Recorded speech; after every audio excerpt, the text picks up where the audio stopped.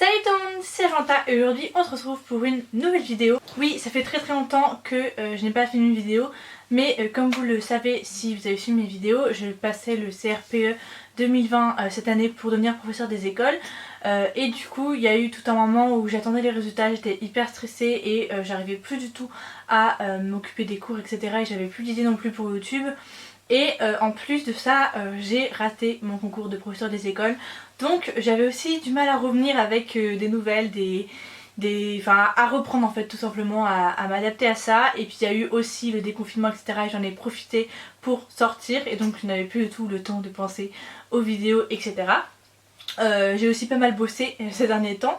Donc voilà, tout ça fait que j'ai été très occupée. Je reviens aujourd'hui dans un décor que vous ne connaissez pas parce que je suis rentrée chez mes parents pour l'été. Enfin, rentrer chez mes parents c'est un grand mot parce que je bosse en séjour, donc en fait je ne suis pratiquement jamais là. Mais là j'ai pas encore commencé, donc je suis là et donc je suis dans la chambre de mon frère parce que la mienne a été prise d'assaut par mes petites sœurs. Donc voilà, je n'ai plus ma chambre ici vraiment, mais je l'ai quand même investie on va dire. Et donc du coup, trêve de blabla, si vous voulez plus de nouvelles sur tout ce qui est le CRPE, mon master etc. Je vais vous en donner je pense un petit peu en fin de vidéo, et si je vous en donne pas en fin de vidéo, je vais vous donner des nouvelles surtout sur Instagram. Donc n'hésitez pas à me suivre sur Instagram si vous voulez savoir comment va se goupiller mon année l'année prochaine. Aujourd'hui si je reviens dans cette nouvelle vidéo, c'est pour vous présenter tous les albums que j'ai achetés et utilisés cette année pendant mon année de Master 1, donc que j'ai utilisé principalement pendant mes deux stages. Donc j'ai fait un stage en moyenne et grande section et également un stage en Ulysse, donc tout cycle confondu mais avec des enfants handicapés. Et donc j'ai acheté des albums parce que moi je fonctionne beaucoup avec les albums, ça me donne plein d'idées de fonctionner avec des albums.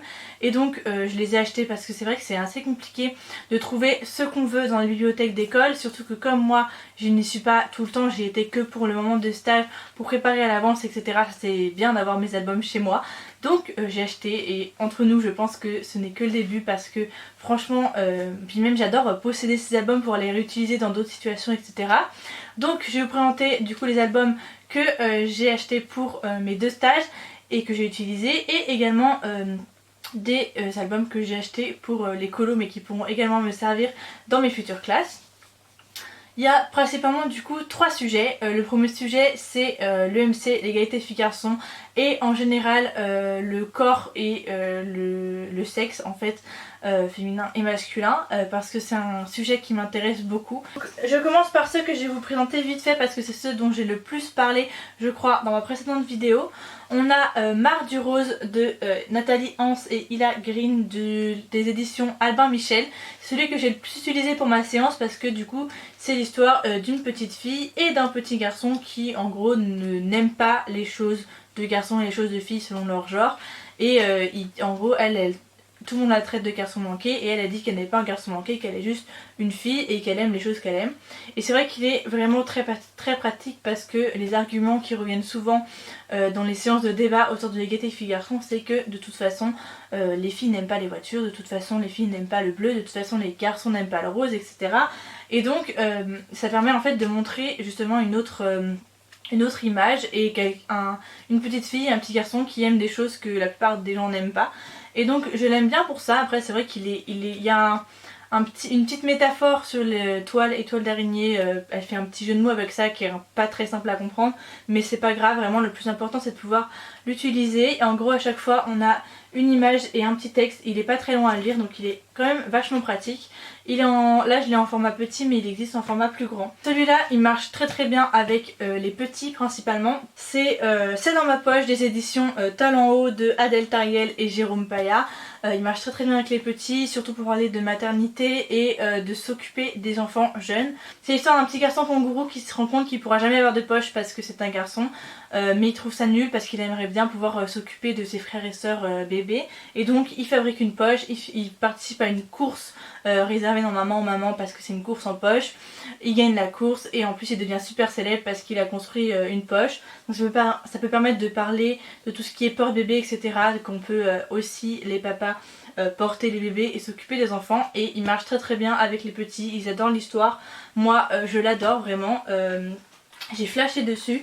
C'est un peu, on dirait que c'est du découpage collage les illustrations. Et bref, j'aime beaucoup ce livre en tout cas. Ensuite avec les un petit peu plus grands de la même autrice, Adèle Tariel, avec Céline Riffard en illustratrice, La révolte des cocottes, qui parle des tâches ménagères. En fait c'est l'histoire d'un poulailler avec des poulets, un coq et des poules et des poussins, et les poules s'occupent du ménage, des poussins, de la cuisine, et les poulets dorment toute la journée, à part le coq qui fait son fameux chant le matin et le soir.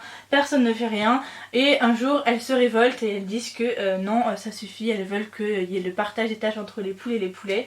Et donc du coup elles négocient avec le chef coq et elles y arrivent à la fin. Donc c'est pareil, je l'aime beaucoup. Il est un peu plus compliqué avec les plus petits parce que ça parle de manifestations, on les voit là comme vous voyez avec leurs pancartes. Et puis c'est un peu difficile de faire le lien avec la réalité. Enfin le lien avec la réalité est très simple, hein. C'est les mamans qui font tout et les papas font rien. Mais c'est vrai que comme c'est des poules dans un poulailler, les petits ont tendance à rester là-dessus et c'est un peu plus compliqué d'aller plus loin. Donc voilà, il est très bien, mais c'est vrai que c'est ça le problème avec les livres anthropomorphes. Je sais plus comment on appelle ça, les livres, en plus je savais parce que pour mon dossier je l'ai fait. Bref, avec les livres qui utilisent des animaux à la place des humains, c'est que pour les petits, le lien n'est pas hyper simple. Donc voilà, donc moi je le préfère, c'est vrai, pour les plus grands, ça a bien fonctionné avec eux, ils ont bien compris ce que je voulais leur faire passer comme message. Ensuite on a donc des livres que je n'ai pas utilisés en classe mais que j'ai acheté. La princesse et le grand sage, qui est un livre également de talent haut du concours Lire Ego 2019, qui est un concours qui se passe en Ile-de-France tous les ans, où en fait des élèves écrivent un livre un livre sans stéréotypes, enfin un livre contre les stéréotypes, et il est publié. Et donc là c'est l'histoire d'une princesse qui aimerait faire des aventures en gros, et tout le monde lui dit qu'elle ne sera pas capable, et finalement elle va le faire quand même. Tout le monde pensait qu'elle n'y arriverait pas et qu'elle verrait bien qu'elle ne pourrait pas le faire, et finalement elle y arrive quand même. Donc voilà, c'est juste ça l'histoire. Moi je trouve assez intéressant pour représenter un peu quelque chose de contraire aux contes classiques, quand on étudie des contes classiques en cycle 2 généralement. Parce qu'en fait ça reprend, il y a une histoire qui se reprend, qui est en cheminement avec tout le temps la même chose. Pourquoi je peux pas faire ça? Parce que tu ne peux pas faire ça. Et puis elle rencontre des obstacles sur sa route, elle trouve toujours une solution, elle remplace ses objets par d'autres objets, elle sauve des gens, elle fait vraiment tout ce que... en fait elle sauve des garçons qui eux aussi essayent de faire la même aventure qu'elle, et sur sa route elle sauve à chaque fois un garçon et elle passe tous les obstacles. Et en fait on se rend compte que elle était bien plus forte que tous les autres chevaliers qui ont essayé de faire ce chemin là. Voilà, je le trouve très très bien, je ne l'ai pas encore utilisé, mais franchement dans une séance après avoir fait les contes classiques etc, je trouve ça vraiment très bien.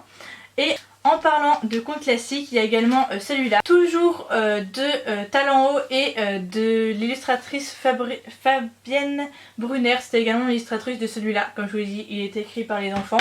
Celui-là, l'autrice c'est Agnès Laroche, et c'est l'histoire d'une grenouille qui cherche sa princesse et qui ne la trouve pas. Et en fait finalement la fin de l'histoire c'est que elle demande à plein de personnes pourquoi elle ne trouve pas. En fait elle essaie d'embrasser, enfin cette grenouille qui est un garçon essaye d'embrasser des princesses, mais ça ne le transforme pas en prince et il ne comprend pas. Et du coup la fin de l'histoire c'est que il se rend compte que en fait il préfère les princes, et donc quand il embrasse un prince, il se transforme lui-même en prince et ils sont amoureux, etc. Comme la fin en fait des contes classiques. Ils disent, tu vois, à la fin peut-être qu'ils vont se marier et avoir beaucoup d'enfants. Et donc voilà, c'est pareil, quand on étudie des contes classiques, je trouve ça bien de pouvoir montrer une histoire où à la fin, je trouve ça vraiment bien d'avoir une histoire de possible pour les élèves où il y a autre chose que le schéma hétérosexuel dans ces histoires classiques qui sont très très hétérosexuelles, très très hétéronormées. Et donc voilà, j'ai pas non plus encore essayé de le faire en classe, mais à voir, parce que c'est vrai que l'homosexualité c'est plus sensible, enfin ça dépend, que le sexisme, notamment envers les parents et même les enfants. Il y a certains qui sont vraiment dans le gros rejet, donc à voir comment. Mais en tout cas c'est le rôle de l'école pour moi d'éduquer à toutes les formes de famille, toutes les formes de respect envers tout le monde. Donc je trouve ça bien d'avoir des représentations de couples qui ne sont pas hétérosexuels pour l'inclusion de tous les élèves de façon sereine. J'arrête avec mes livres talent haut, c'était ma sélection de talent haut, c'est ce que je vous avais présenté dans l'autre vidéo. Les autres livres, du coup, on a Les garçons peuvent le faire et les filles peuvent le faire aussi. Et là, c'est des présentations de choses contre les stéréotypes en gros. Par exemple, là, on montre que les filles peuvent être des danseuses mais aussi des footballeuses si elles le veulent. Celui-là, je l'utilise beaucoup pour créer mes fiches parce qu'il montre justement des images... de garçons qui dansent, de filles qui dansent, de garçons qui jouent, de filles qui jouent à des jeux de garçons et le contraire. Et ça permet d'avoir des bonnes images sans représentation de genre pour les fiches, pour que les élèves ne soient pas orientés, qu'on puisse mettre toutes les représentations dans les images. Donc il m'a beaucoup servi en séculant mais également en Ulysse pour faire mes fiches. Moins pour le lire. Ça c'était édition Grund et l'autrice c'est Sophie Gorion et Isabelle Maroger, l'illustratrice. Je sais qu'il y a une auteure canadienne, Élise Gravet, qui fait à peu près la même chose et qui a fait ça en premier et qui se plaint je crois d'être plagié par cette personne. Mais c'est vrai qu'en France c'est lui que j'ai trouvé. Franchement si je trouvais les livres de Élise Gravet je préférerais grave ceux-là parce qu'en plus ils ont l'air un petit peu mieux. Ensuite, donc ça c'est bien français et c'est une initiative Ulule où il y a eu beaucoup plus de gens intéressés que prévu, donc c'est super bien. Et ils ont prévu 5 tomes, donc c'est trop bien. C'est Mathilde Baudy et Tiffany Dieu-Mégare. Et donc c'est aux éditions Atelier Belle. Donc comme je vous l'ai dit c'était une campagne Ulule et moi je l'ai acheté après la campagne Ulule parce que j'étais au courant sur Instagram quand c'était déjà fini. Mais c'est un livre, ici c'est le petit illustré de l'intimité, de la vulve, du vagin, de l'utérus, du clitoris, des règles, etc. Un livre qui utilise les vrais mots pour les enfants tout de même et qui est du coup un livre plutôt documentaire sur le sexe féminin.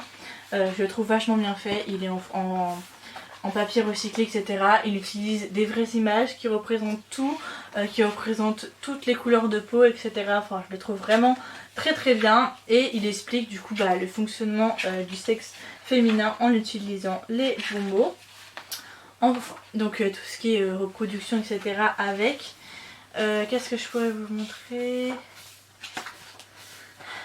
On a une partie sur les filles peuvent être avec tout ce que les filles peuvent être qui est vachement bien.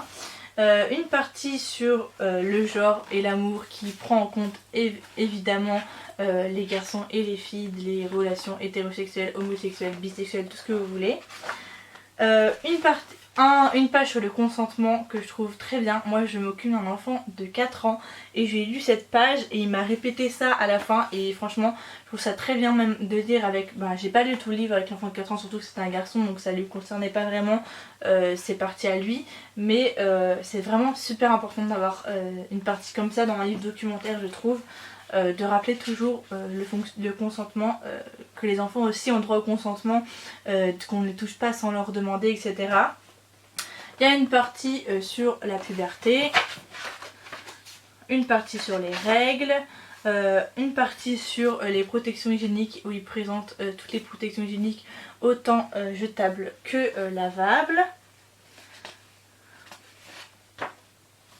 Une partie sur comment faire des bébés avec un petit bébé. Et à la fin on a une petite comparaison sexe masculin, sexe féminin. Je trouve ce livre vraiment génial et hyper intéressant à mettre dans les mains de tous les jeunes enfants de 8-9 ans. Je pense que c'est vraiment la période où ils se posent plein de questions et le livre est simple et compréhensible. Ils sortent la version sexe masculin en septembre, je l'ai précommandé sur Ulule, donc ça c'est super cool. Et ils sortent également 2 autres tomes en préparation, ça a été annoncé il n'y a pas longtemps. Dès que je vais faire une séance de sciences sur la reproduction, etc. Je le mettrai en fond de classe ou alors je le proposerai même en activité, etc. Parce que, et puis même en termes d'image, il est vraiment bien parce que c'est pas des images choquantes mais c'est des images de la réalité du corps et en fait c'est vraiment bien parce que faire un petit dessin ou trouver une image sur internet qui ne soit pas ni sexuelle ni bizarre et qui soit adaptée aux enfants c'est vraiment compliqué. Donc je suis vraiment contente d'avoir ce livre. Donc, vous pouvez les suivre sur Instagram, Petit Illustré de l'intimité, et donc ils ont prévu un tome de pénis, du scrotum, du testicule, du prépuce, des érections, etc. qui sort en septembre. Et ensuite, le petit illustré tome 3 des conceptions de l'adoption des familles de la parentalité, ce qui est aussi hyper important dans ce que je vous disais avant. Ils vont à mon avis évidemment prendre en compte tout ce qui est PMA, tout ce qui est parentalité homosexuelle, etc. Ce que je trouve vraiment important, que tous les enfants aient accès à tout ça et sachent que ça existe en fait, même si c'est pas leur famille.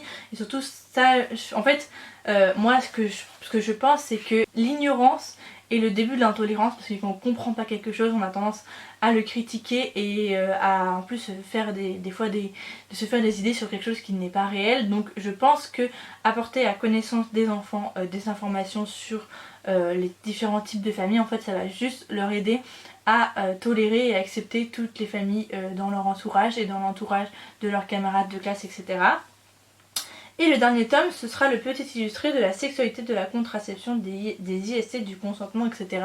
Ce qui bien sûr est déjà un peu dans ce livre-là et je pense dans le prochain, mais qui est très très intéressant. Ensuite on change totalement de sujet.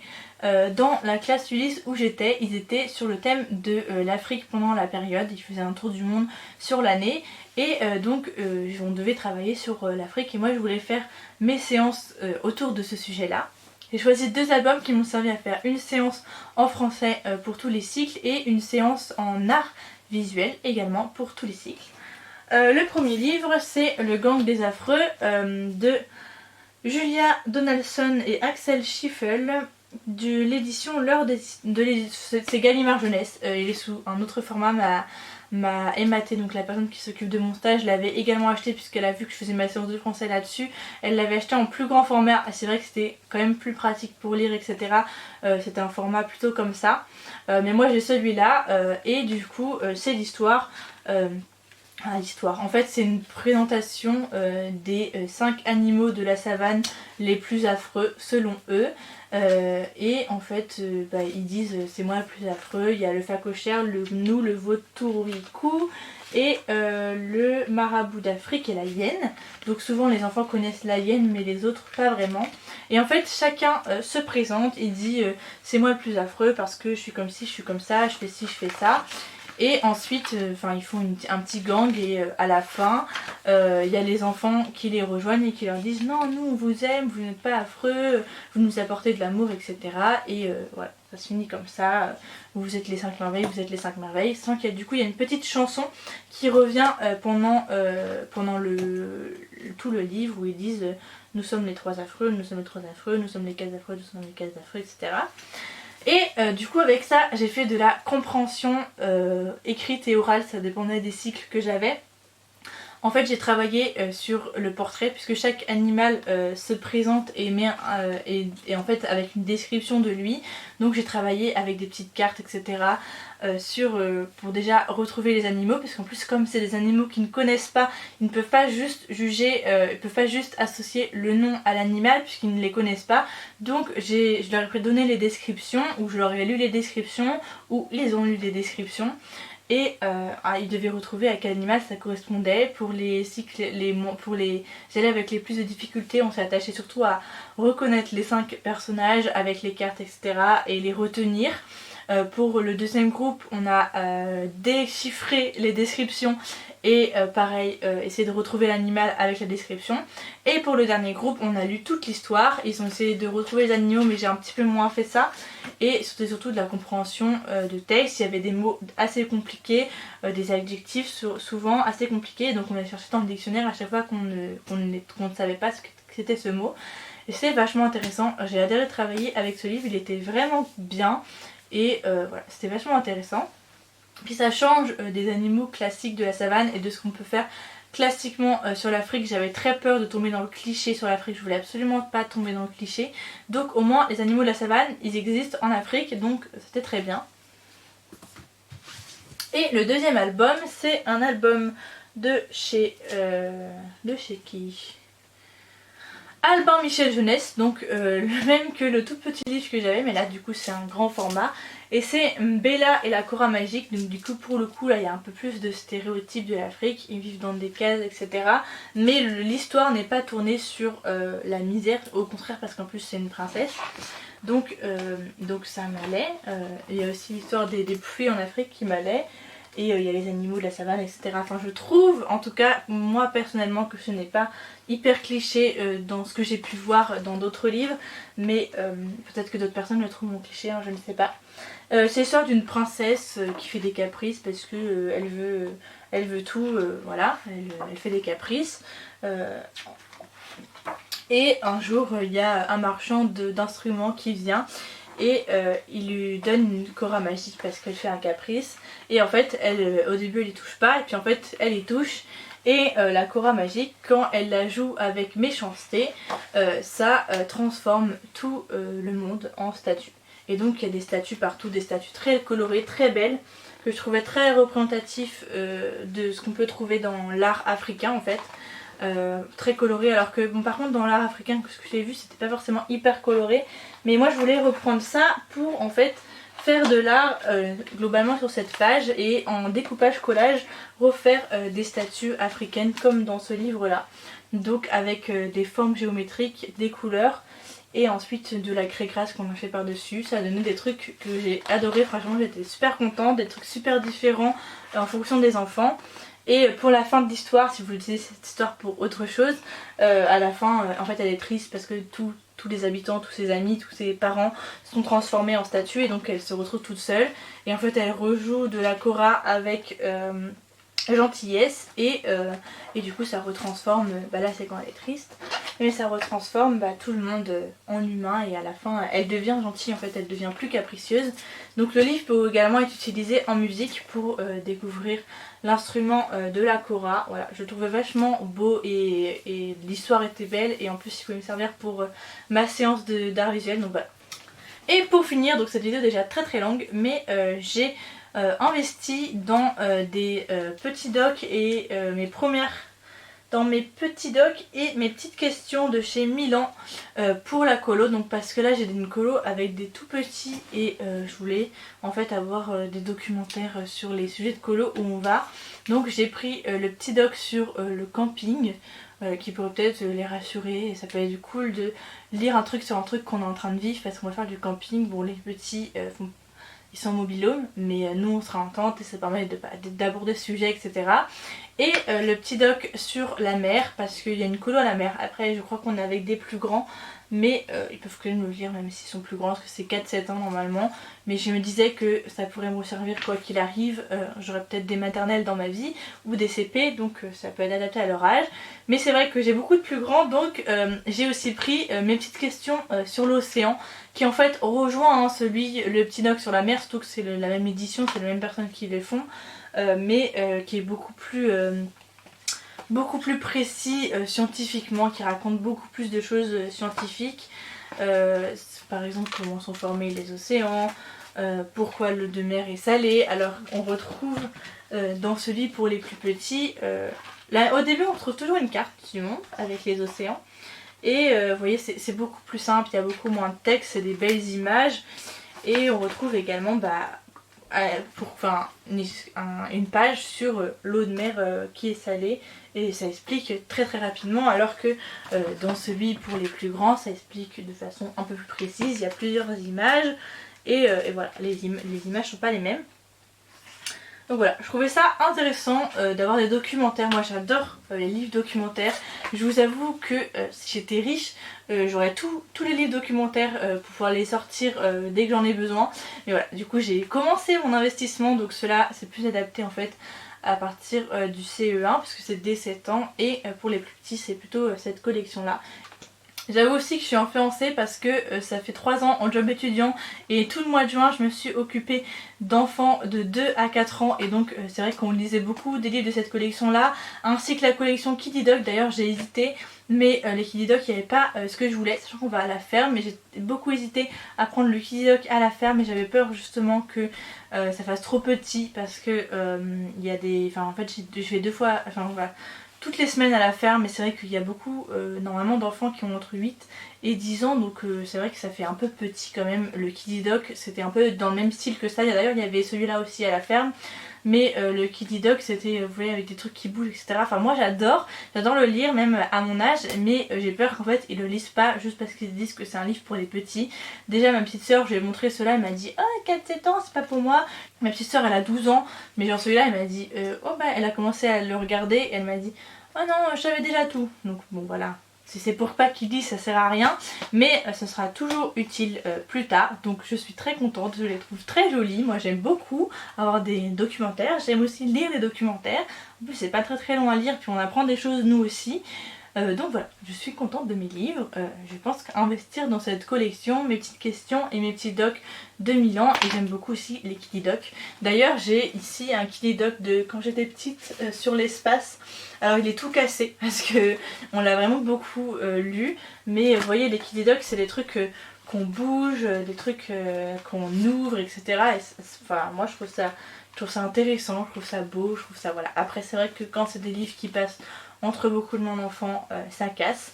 Voilà. Donc là après une fois que c'est cassé, on a moins de scrupules à les montrer aux enfants.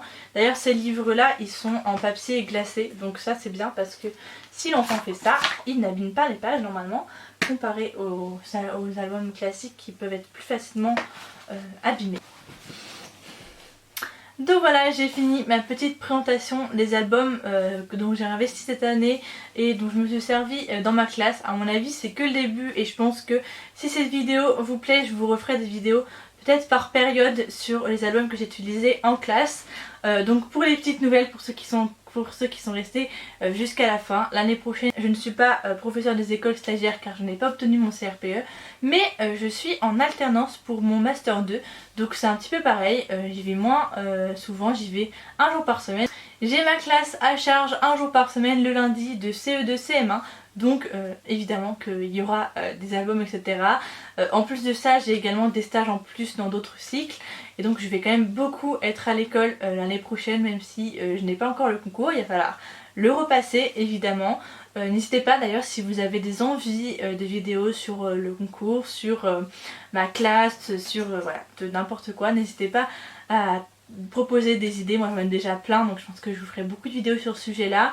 Ma chaîne va un petit peu se tourner vers mon futur métier, ce qui me paraît plutôt logique parce que c'est ce que je vis en ce moment et c'est ce qui m'anime, et ma chaîne ça a toujours été les choses qui m'animent. Donc voilà, j'espère que ça vous plaît. Bienvenue aux nouveaux CRPistes ou aux professeurs des écoles etc qui découvrent ma chaîne. N'hésitez pas à vous abonner, à me suivre sur Instagram pour avoir des petites nouvelles un peu plus rapidement. J'espère que cette vidéo vous a plu et puis on se dit à la prochaine.